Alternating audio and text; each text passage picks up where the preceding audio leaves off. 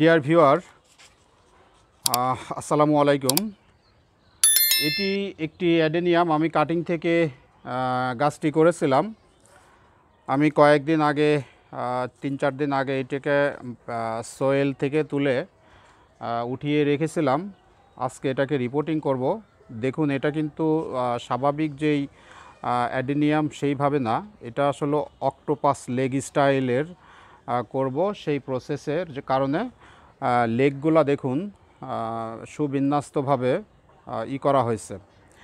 মাঝখানে একটি ছোট বাটি দিয়ে এটাকে আটকানো হয়েছে, যাতে লেগগুলা এরকমভাবে অক্টোপাসের মতো চারিপাশে সুবিন্যস্তভাবে তৈরি হয়। তো আমি এই গাছটিকে এখন রিপোর্টিং করব।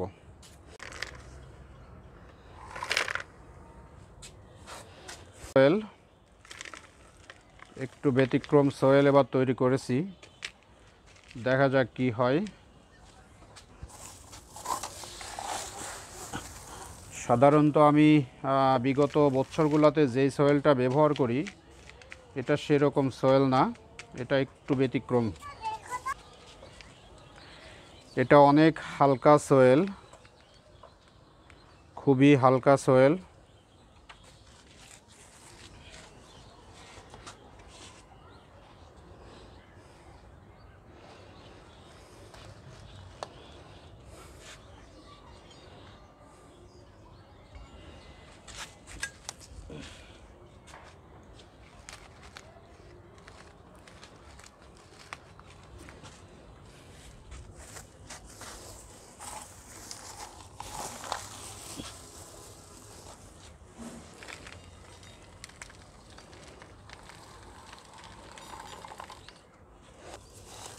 যদি আমরা গাছের কডেক্স তৈরি করতে চাই তাহলে পারে আমার যেই সয়েল মিক্সিং একটা ভিডিও দেওয়া আছে, অ্যাডেনিয়াম স্পেশাল কডেক্স মোটা করার জন্য একটা সয়েল তৈরির দেওয়া আছে, ভিডিও দেওয়া আছে। আমি লিঙ্কটি আমার এই ভিডিওর নিচে দিয়ে দিব, আপনারা চাইলে দেখে আসতে পারেন। আসলে ফেব্রুয়ারি মাসে সাধারণত আমরা অ্যাডেনিয়াম গাছ রিপোর্টিং করি। আমি এবার 2-3টি গাছ এখন রিপোর্টিং করে দেখতে চাচ্ছি যে আসলে রেজাল্টটা কেমন আসে বা কেমন হয়। তারই প্রক্রিয়ায় আমার যে সবচেয়ে বড় বিগ কডেক্সালা যে অ্যাডেনিয়াম, সেটি অলরেডি গত সপ্তাহে আমি রিপোর্টিং করে দিয়েছি, আর আজকে আমি এটি রিপোর্টিং করছি। আসলে রিপোর্টিংয়ে আর কোনো ঝামেলা নাই, রিপোর্টিং কমপ্লিট। এখন একটু পানি দিয়ে একটু ছায়াযুক্ত স্থানে 3 থেকে 4 দিন রেখে দিব। 3 থেকে 4 দিন পরে গাছটিকে আবার ফুল সানলাইটে রেখে দিব।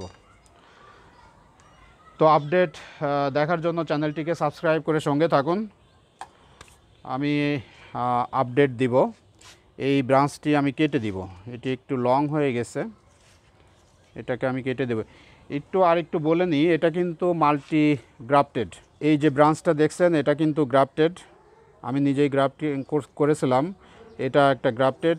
এটা আমার কাটিংয়ের এটা সিঙ্গেল প্যাটেল, আর গ্রাফটেডটা হলো প্যাটেল, রোজ ভ্যারাইটি। তো আপডেট পাওয়ার জন্য চ্যানেলটি সাবস্ক্রাইব করে সঙ্গে থাকুন। ধন্যবাদ। আসসালামু আলাইকুম।